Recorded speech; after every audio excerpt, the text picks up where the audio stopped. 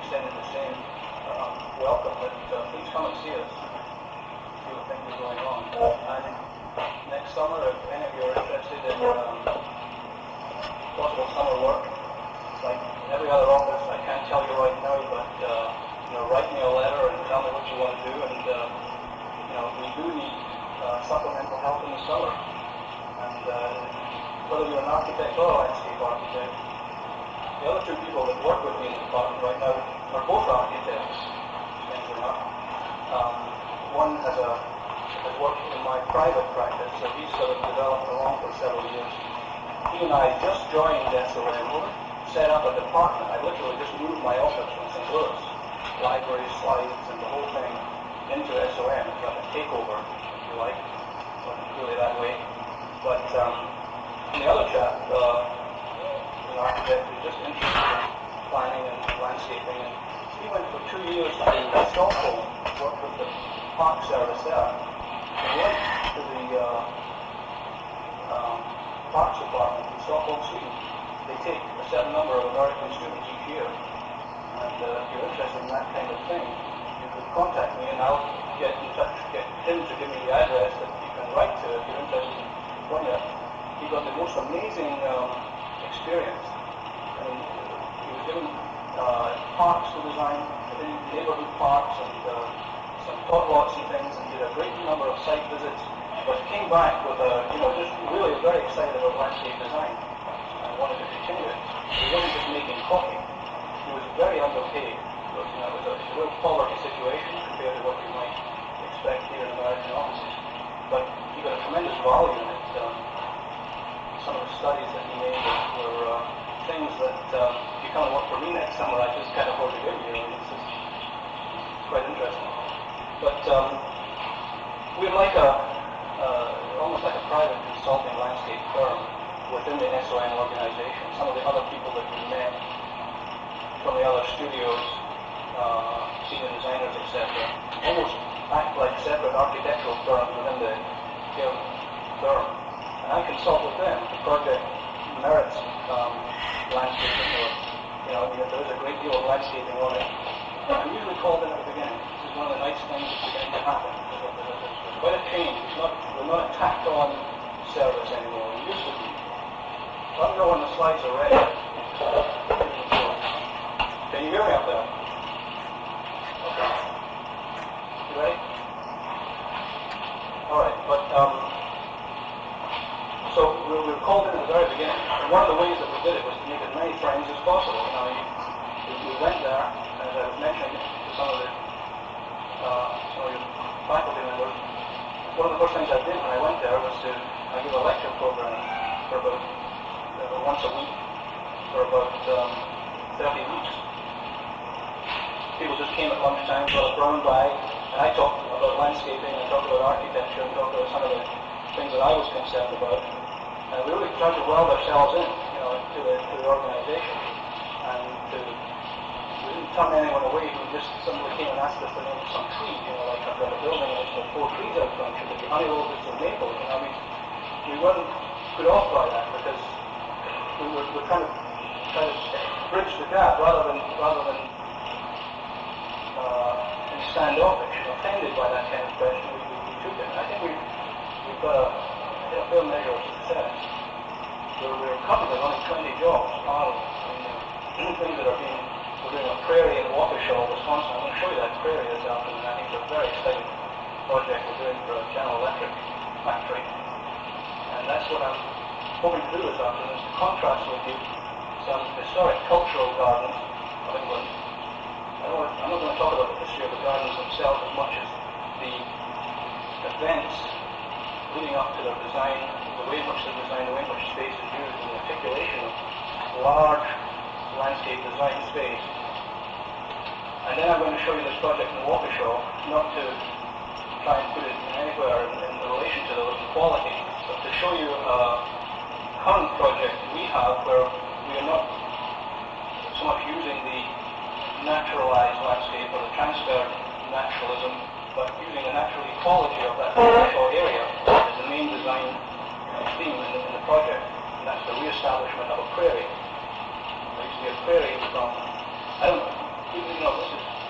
land out. People say it's great to be in the prairies. It isn't a prairie. In no way does it resemble the prairie. In fact, when you step out of that door right now, you're looking at maybe 0.5% of what you see that's living is actually natural to the area that you're standing.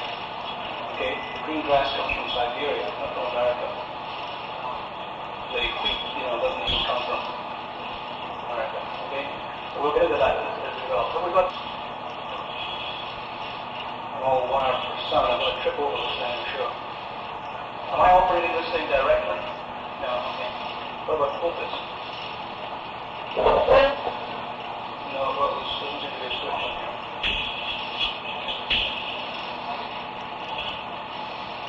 Alright, so I washed out a slide of a chart showing the, thanks. Okay. We're getting the development of landscape gardening, because it's not a history of landscape architecture. That's what makes America unique. But I want to show you this period here and the development of some of the principles, some of the notation of designing in large landscape space. This era probably received its most strongest influences from the Palladian influence in Italy, and also some of the ideas from the sightlines of Louis Kahn and Versailles. This is the Palladian Villa Rotunda, sitting in the Venetian Valley in North Italy. Landscape, very much of the same character as that found in England. Very soft, very beautiful, very green, rounded trees. The building, a spectral entity, relating only to that bucolic landscape in its contrast, its sharp geometry, the steps, if you know this building, come down and end, and then the garden acts and feeds around it. This is Stowe in Buckinghamshire. It was built by Lord Cobham, a man of great wealth. I mean, I'm not going to get into social history or tell you where the money came or how it was all that. That's just a little aside. But you can imagine that in this era in England, it's quite unlike any other time. Men of extreme wealth, able to manage extreme areas of land and with the necessary labor forces to create a fantastic piece of landscape organization. And that's the great house itself, two different shots up on the side. And the early plan, the garden worked on at different years, like different architects, because they were architects. Bridgman and Kent were both architects, so was Capability Brown. Later developing their interest in gardening. Bridgman, for example, did gatehouses here, where you'll see on the later slide, small outbuildings here were actually done by the garden itself. This is the early plan. Brown later worked on it and extended it in these directions and follow that arrow rushing off the down in this direction here, from the village of Buckingham, where we will start this sequential series of events. That's the switches. Experiencing landscape space. It's this notation as we walk or travel through the landscape that I feel is extremely important, and the way in which things are ordered and organized, and the experience of the spectator is enhanced. You begin the whole sequence about a mile from the house itself. This is just outside the little gate, the little village of Buckingham. You sort of, you remember what English country roads are like, sort of weaving back and forward, hedges, trees, it's great sports car country. Unlike the middle of Indiana here, where you've got these long straightaways, it's as if someone had taken and just was as divisive as possible in interrupting that. So this kind of thing, this sudden straightening up, is in itself a sharp contrast in the experience. And so we begin on this series of rising and falling roadways. Now these trees were all planted at one time, of course, in a great alley, and each successive rise and fall on this roadway reveals the building, the house itself, which is just underneath that great arch, and you're going towards the arch, and you begin to pick up the facade of the building itself. You drop down, and you can just see in that photograph the facade of the building. Now, I missed a point here in showing you this slide. This is very much controlled natural landscape. In other words, these crossfalls are balanced so that your vision is always readdressed to that center point. It's very well controlled. The path, or that roadway leading up to the arch, is a modern addition, because in the English landscape school, once you reach this point, you deflected to the left, or you turned away from the object that was the focus of your intentions. The foot should not tread the path that the eye had already trodden, was a dictum of the English landscape school. So here you saw the arch framed in the trees, and you left it and you proceeded to the left. Now, here is the sequence that we've gone through. We started here at A, in the village. We went across a series of contours that were very strictly controlled to give you succeeding views of the facade of that house through that arch, till we came to, that point there. Here's a plan. Well, this is from the arch, looking towards the house itself, across the agricultural land, and well onto the great lawn in front of the house. Does this sound all right? I can't. Is it all right at the back? Fine. It seems to be echoing. I don't know if that's. There's a plan of what we just went through. We drove up. We walked up here. We were at this point. The road swings around to the main entrance, the main gate to the house, which is there. We enter the house there, and this is the main entrance. There's the arch. Here's the lake. There's this little stream that went around the edge of the garden itself, because it sometimes made into a lake when a lake was necessary. One of the great arts of the English school was to take a body of water like that and make it look like a river or look like a lake in order to build a bridge. It's nice to have a bridge type thing, and we'll see one of those there. Very much contrived. This is the other entrance, taken away back. Those are the gatehouses there. Here's the main road. This leads up to the racetrack at Silverstone.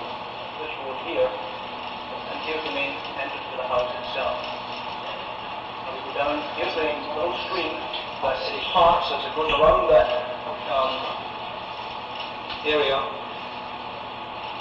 It's only about 4 feet wide, but it's dammed up at this end here, and it's made into a river, so one can have the graceful qualities of crossing the bridge. Here are the buildings by Bridgeman and Kent. There's a big alley of trees there to receive you, but they are dead or have died, and they've been transplanted. It's a delightful bridge. And looking back on it, one gets the feeling of a river. Very much contrived, very ordered. But the English, unlike the Italians, never gave the secret away. There was no exploitation of the waterfall or the water crossing the weir. The trick was to make that seem naturalistic in its appearance. And then this is not a boys' school. It's an 18-hole golf course. They use on the lawn, and it goes off to the left here. There's a great lawn and a vista back from the house to the arch, and across at this point here is the division between the confined or controlled landscape, the refined landscape, and the natural landscape. This is where the device called the ha-ha takes us. So between these two outbuildings there and there, and there's a body of water between us, this device called the ha-ha, which is a break that keeps the agricultural landscape separate from the refined and manicured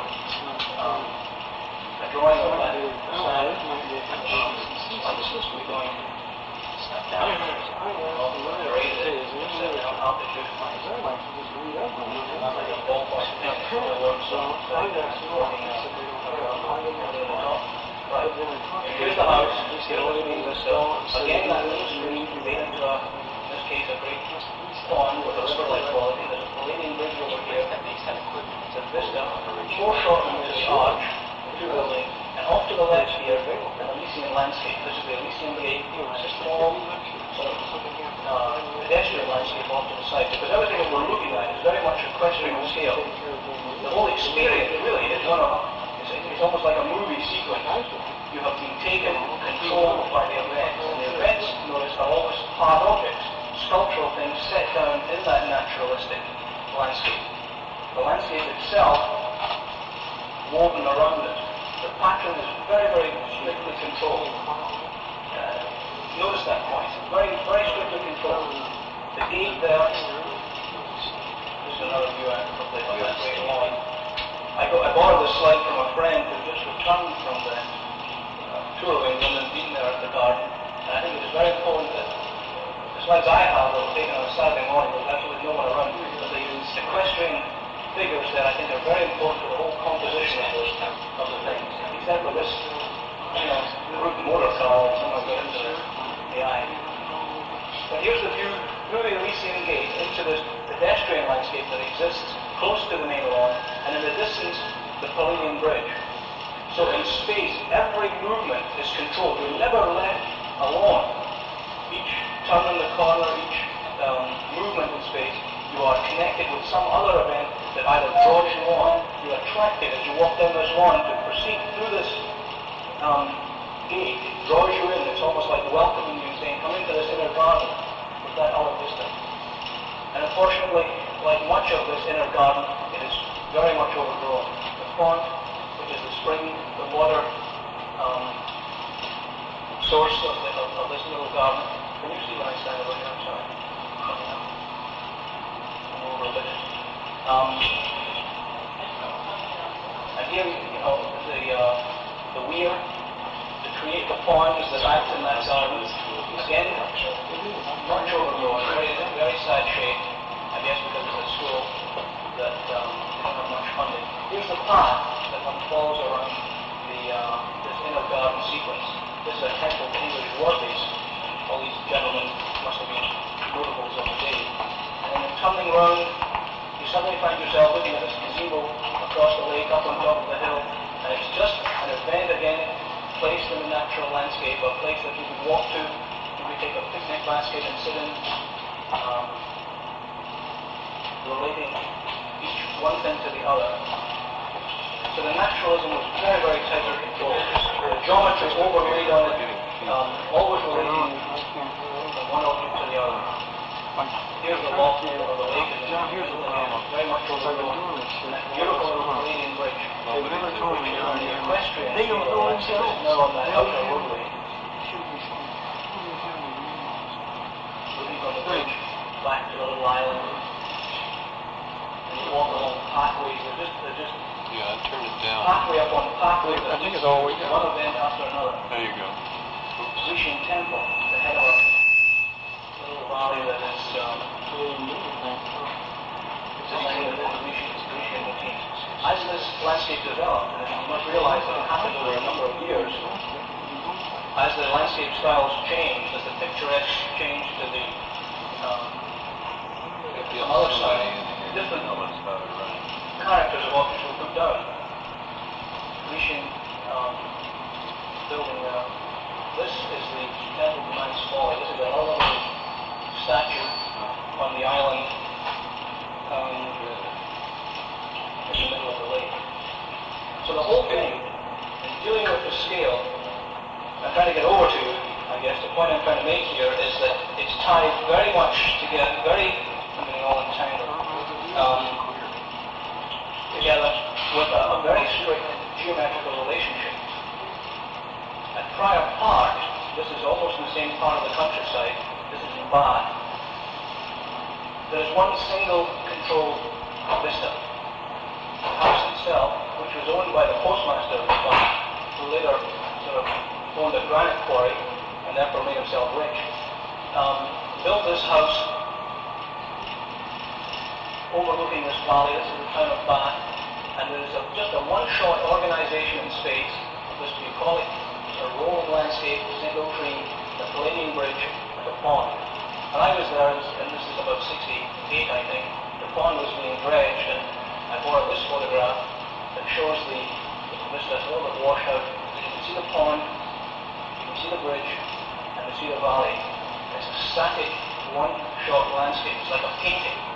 I mean, I'm sure that in discussion here in the landscape history, you get into the notation of the influence of the French painting on landscape composition, paintings of Claude Lorraine and Nicolas Breton, etc. And this, in a way, if I could suggest to you, is that kind of transfer. It's as if it were on a flat plane, walls, very carefully, these cross walls here are created so that they will end up at one central point. The building itself,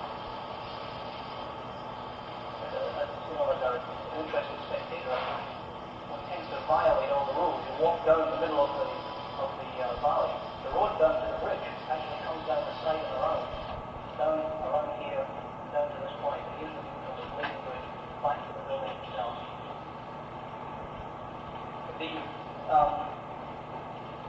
I think one of the most beautiful gardens in the world, and one that I think that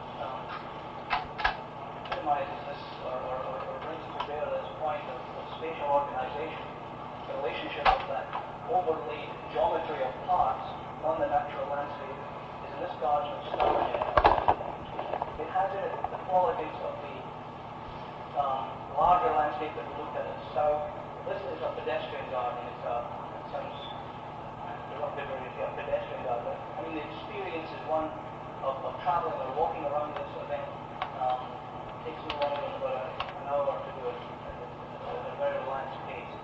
It was built by the family. Their name was Hoare. That's H-O-A-R-E. They're very wealthy goldsmiths in the city of London, and a succession of that family built and contributed to the design to several generations. The house itself, the main building, which was landscaped by Kiley Brown, is up at the top of this hill here. We're looking at the plan of a valley. These are steep sides at this point here and steep sides here. This is a dam. An artificial dam was built, was created to flood this valley and create this body of water. The historian shows the influence again by the French painters. In fact, there is a painting by Claude Lorraine taken from a point here at this gate. This is not showing up very clearly, but I'm over on the right there, looking towards the Pantheon, that is almost an exact duplicate of a painting by Lorraine. The garden was originally to be seen as one descended from the house. You came down the valley, across the sides of the valley edge, through the trees, down to the water's edge. The path, which we will follow as a route, is a very later addition. It was one of the last things that were put down, but one that has not in any way upset the qualities or the experience of this garden. But it was just that in transition it was seen by different people at different times. It was not built to be entered at this point here. This is the modern entrance from the village of Stourton. There's a little village here with a Bristol cross.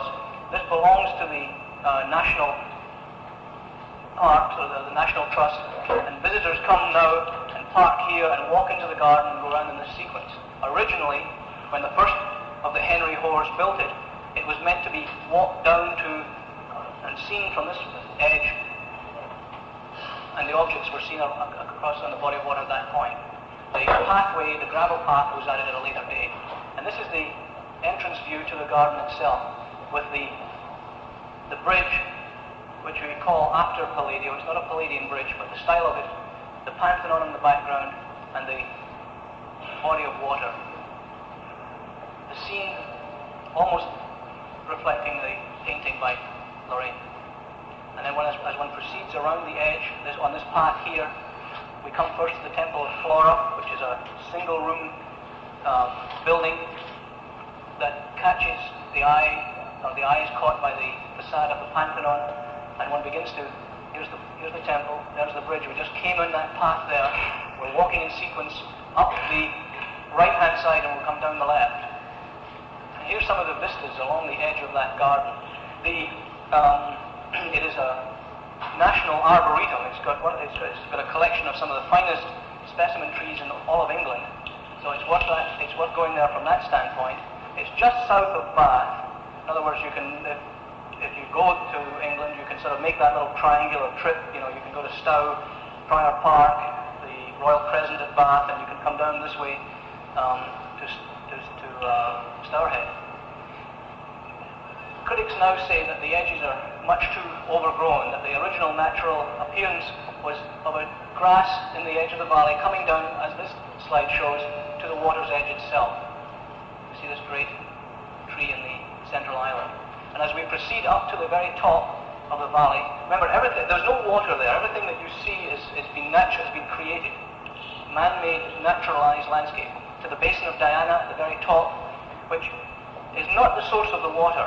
Henry Hoare redirected the water into a grotto and tried to suggest that the water was coming. I'll show you this grotto later on. But the water at the very head of the valley was stabilized into these pools that led the viewer up into the open meadow. The house is over here, the main house is over here to the right, and connected it, linked it into the bucolic sort of natural landscape of the upper valley at this point here. And here you see the cattle and this receding valley. So that we're up here, we traversed at this point. There's the basin of Diana, the upper pond, and the valley goes on up here. We begin to come down this side here. We're going to walk down this point, and instead of branching off to the right, we'll stay on the lower path and we'll go into this grotto. And this is a very exciting sequence.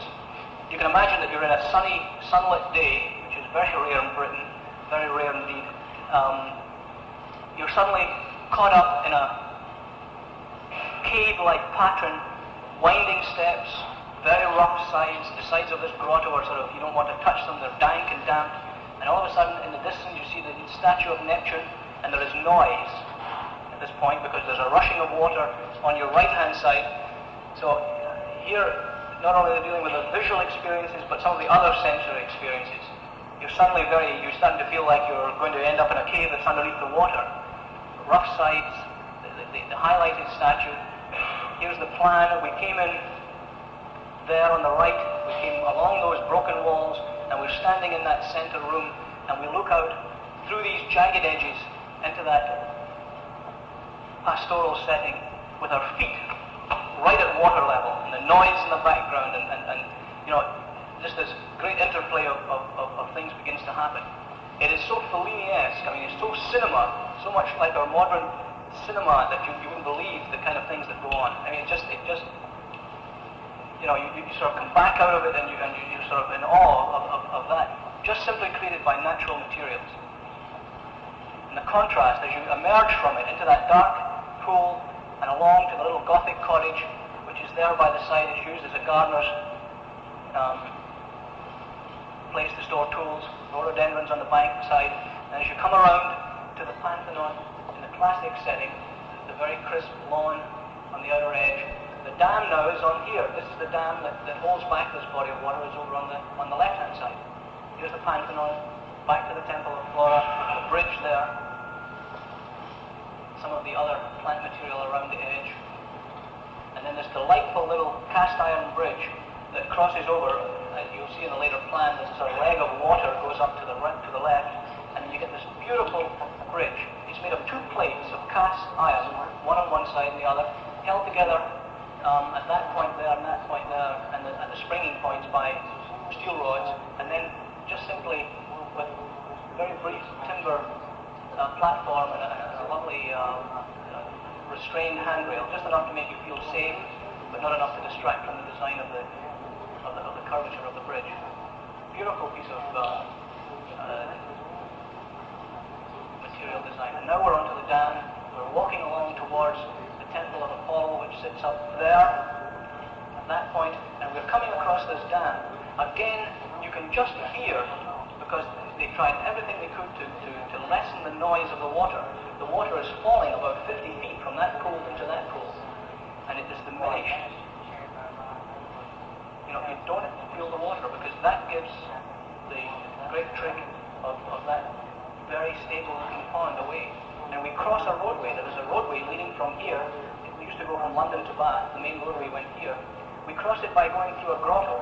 We're distracted by the difficulty of walking in a dark area. It's like the other grotto. The steps wind, and it's difficult to find one's feet. There, it's right there. By the time you've got out of it again, you've crossed the road and you don't see the road. You start to ascend up here to the Temple of Apollo, which sits high to the south, and you get these great views back down over the garden itself. There's the water, there's that island that we saw. We went up that side to the top and we came back down here. You can just get a glimpse of the roadway there. You step forward onto the grass and look over it. And look at these magnificent trees that are growing there. This is not showing up very clearly, but it is an early historical plan of the various events. There used to be a great Chinese bridge across at that point on the water, and the various other elements related in space. There's the house itself. Again, it's foreshortened. The house is way up at the very top. It's more like up here. But that was the original entrance. One descended by going along this little alley across the rear, and one descended to the lake, and you saw the water through the trees. And Hoare made that statement that when you descend towards water, it is more beautiful than if you approach it on the level. When you descend and you see it filtered through the branches of the trees, and you come to the water itself. Here's the modern plan again that I've been showing you. We were here at this Temple of Apollo. We then come down this point and we go under the road this time in a tunnel that is bent so that when you go into it you can't see the other side.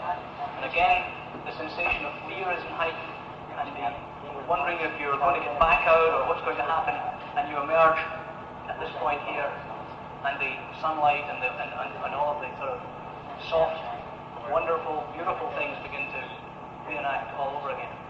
It's a very fine, organized sequence of space. And I think in some ways, when we design with space, we have that obligation to think about how it's going to be experienced.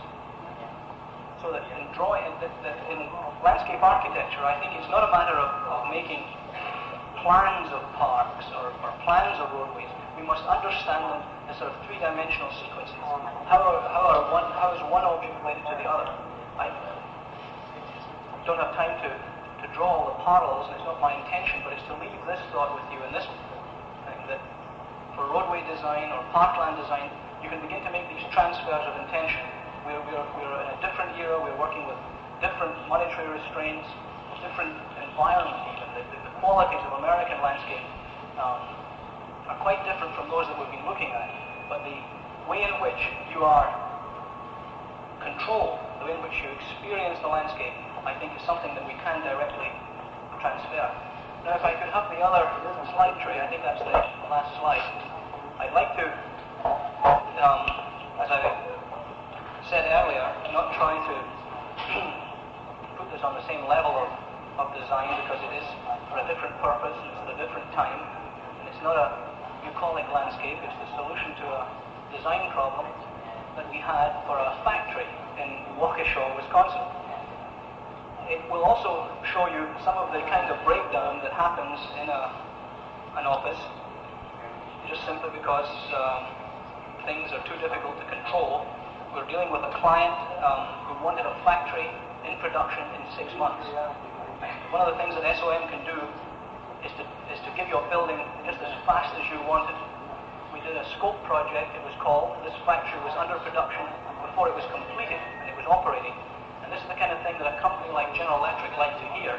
So our initial discussion with them about this building said nothing about the landscape. It's just how fast can you get that factory, and how much money do we have to spend, and make it as little as possible. In other General Electric plants, they have no trees in their parking lots. They're just acres of asphalt. It's a building. It's a very frugal in the sense that they don't spend any money at all on the environment around the factory. And several things happened after this project got underway. The first, and I think probably the most important, was that the head of the medical systems division was a Belgian.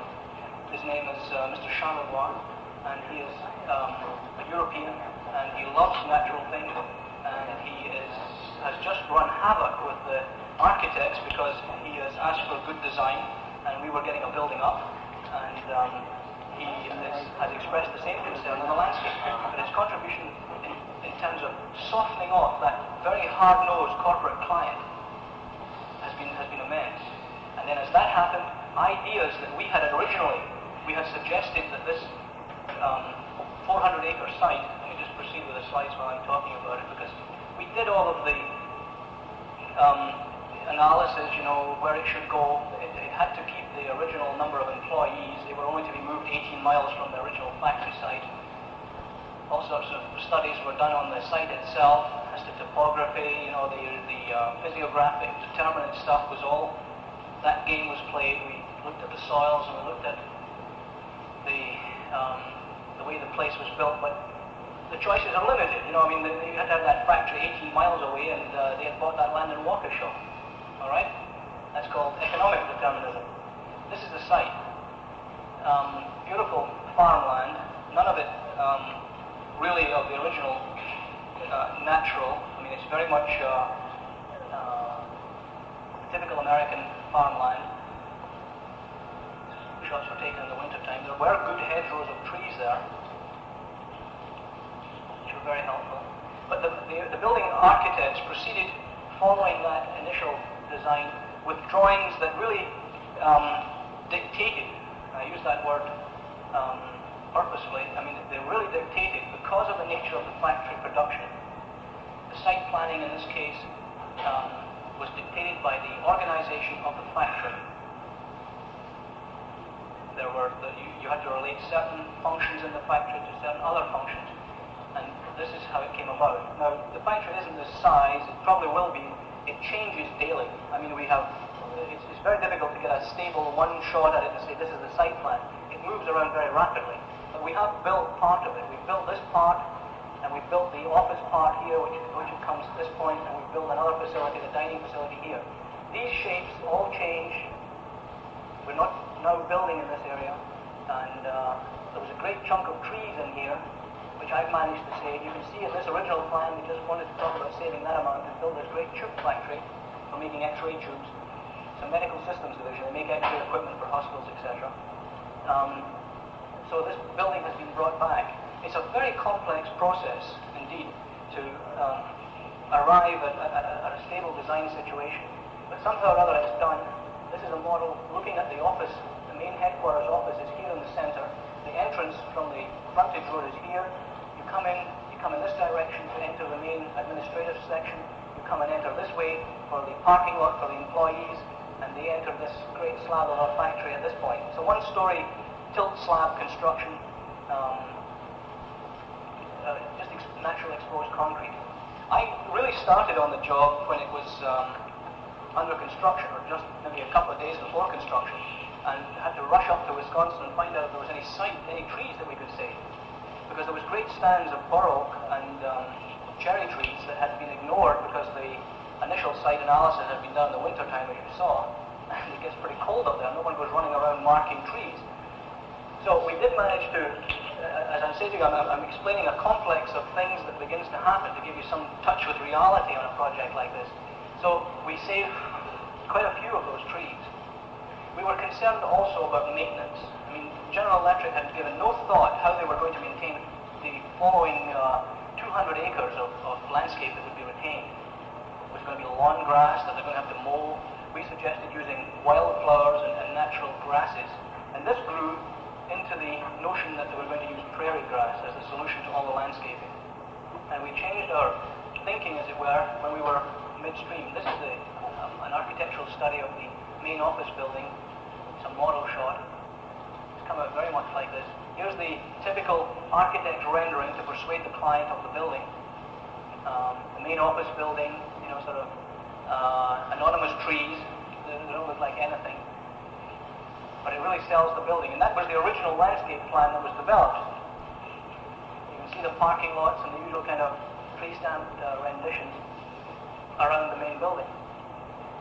But what had to really happen, I think, and in a good way it did, General Electric kept hearing more about the prairie landscape idea. They kept hearing more about the high cost of maintaining a lawn grass landscape.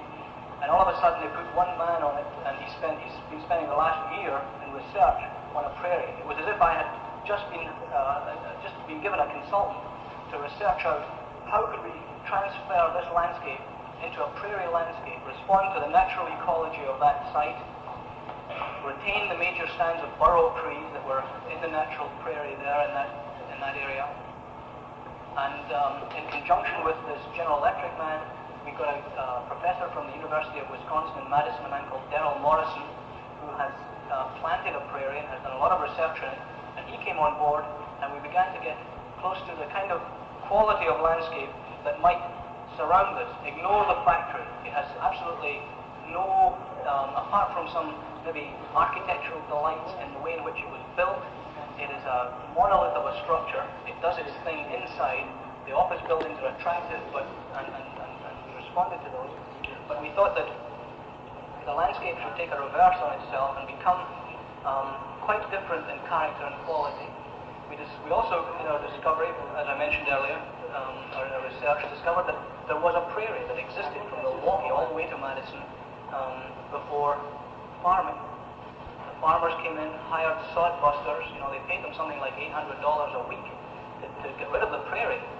Prairie grass is unusual in that it's called a warm season grass. It develops a very strong root system. It grows down the way before it grows up the way because it can withstand drought. All the green grass that you see is Siberian and Eurasian grasses that require a great deal of water because they have a very limited root system. They grow beautiful and green, but they need to be heavily maintained because they're not natural to these areas. It's not a natural American grass. So we thought if we returned to this, we'd get a low maintenance surface. It would be brown in the winter time. It would provide the habitat for wildlife, small mammals, birds, etc. And in a way, kind of unite this big corporate thing with the environment within which it was sitting.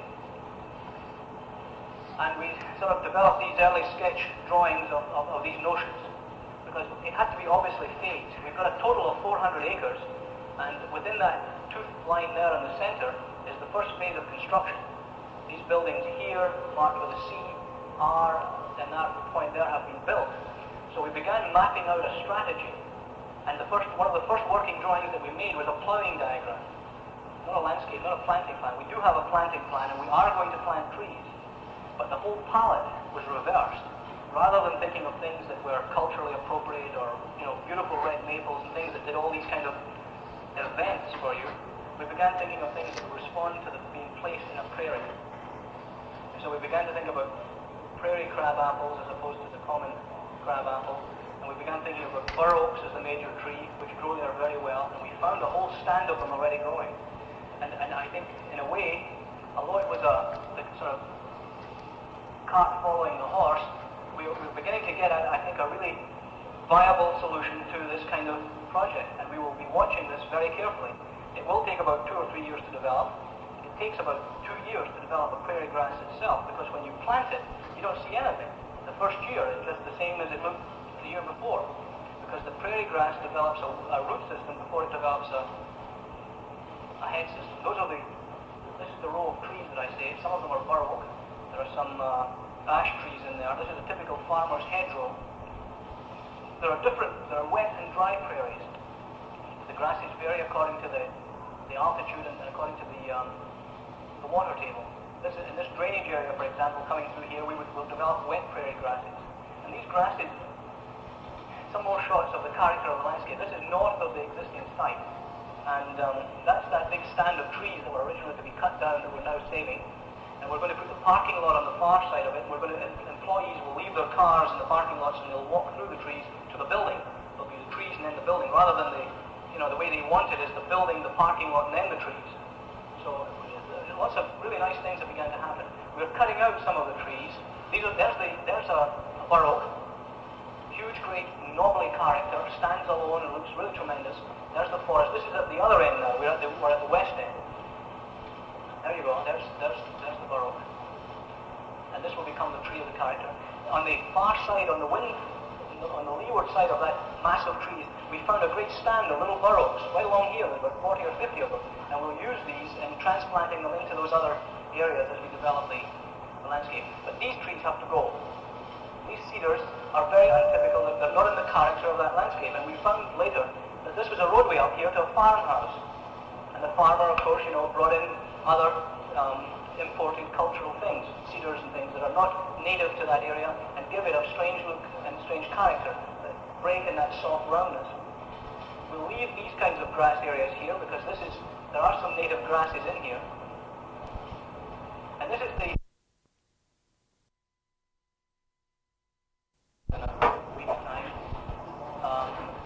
if you get a chance to go and see this prairie. It's called the Curtis Prairie, and it's in Madison. And in the foreground, we're looking at the natural prairie grasses. It's a restored prairie. It was restored in the 1920s. And this is the kind of quality. This is big, little blue stem. The grasses in a prairie can get as high as 6 feet tall. The prairie that existed between Madison and Wisconsin and Milwaukee, the grasses were so tall in the summertime that there were mounds of stones in the prairie that you walked between, because you could get lost. You could get lost in the grass. It was so tall and so dense. But you begin to get these beautiful qualities and textures as we get investigating the kinds of grasses that we will use. And here I must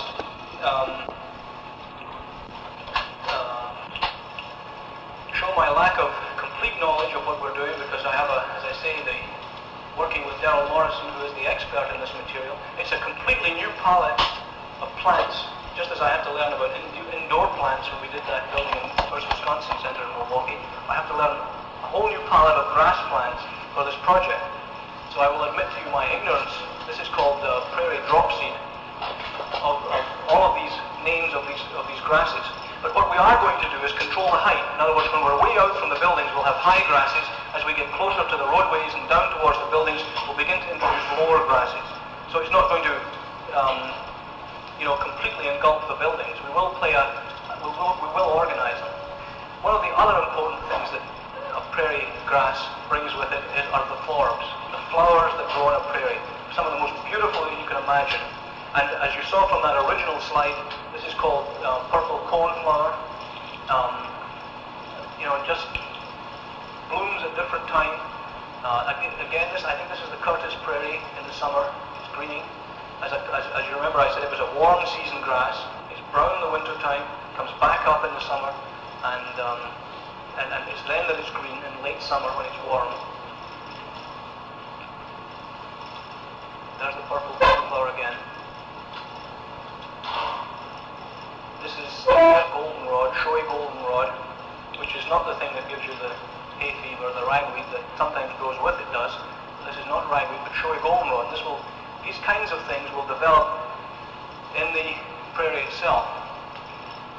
And in the winter time too, we're looking for also a change of character. We're looking for, the kind of, I lost the track there, but I was mentioning to you that as you can imagine, in the fall when the grasses die back and you get these tremendous characters, these great seed pods from the flowers, you can see some of them lying there broken. It is absolutely fantastic to walk through this. There's 40 acres called the Sun Prairie just west of the site, and when we were there in an afternoon, we saw so much wildlife. I couldn't believe it, that this was happening. We disturbed a woodcock, flew up from a nest, and the nest is just some of that grass pushed back, and there's 4 eggs in it. There were rabbits and other wildlife disturbed just as we walked through it. And this is what we hope to bring back, because there are great chunks of this area that will be uninhabited. There'll be no buildings. It's not a noisy process, so it's not going to disturb anything. It's very silent inside. There's no, it's an assembly plant. And this is the diagram that we're working with now. As I say, it's phased. We're working with it, it'll go all the way through to 1975. We've begun with a plowing diagram of this area P1B and P1A. P1A is already planted in ryegrass. We had to get a soil stabilizer down so that the topsoil didn't wash away. We put the ryegrass down, and this coming fall we will disc it under, and in preparation for planting the prairie grass. You have to free this ground of everything that is there. Everything that is there, all the weeds, the existing grass, are all competitors of the prairie grass, and therefore have to be eliminated. And this is why the process takes so long. It's almost as if you had to sterilize the soil of these weeds, because they're highly competitive, as you can imagine, because they're cool season grasses, they grow at different times from the warm season prairie grass. So if we don't keep rid of the weeds, the prairie grass will lose out.